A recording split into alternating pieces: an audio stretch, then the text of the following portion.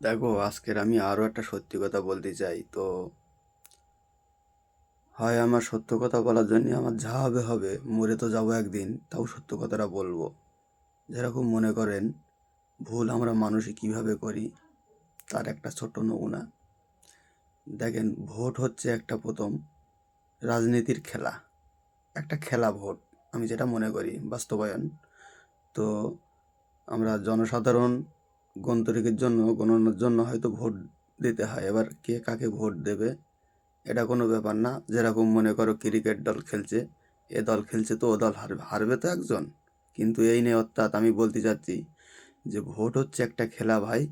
তো আমরা যে যার মনে তাকে ভোট দেব, কিন্তু এর মধ্যে একটা কিন্তু আছে এইটা, যে পার্টি হেরে যাবে এক পার্টি জিতে যাবে, গিয়ে আর এক পার্টিকে বোমা মেরে উড়িয়ে দেবে, আর এক পার্টিকে মেরে দেবে। তা সে এটা চিন্তা করছে না ভাই যে আমারও একদিন মরতে হবে।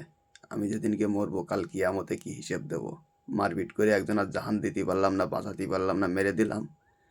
এটা তো ঠিক না। তা আমি এখানে হিন্দু মুসলিম হয়ে বলছি না। আমি চাইছি আমাদের ভারতবর্ষে যাতে সোনার হয়, সেইভাবে নতুন আইনে বাঁধবে, যাতে দুষ্কৃতীরা কোনো সাহস না পায়। কোনো অন্যায় কাজ করবার আগে সাতবার ভাবে, এরকম কোনো আইনের বিষয় আমি নিয়ে এসেছি। জয় হিন্দ, জয় বাংলা, বন্দে মাতরম।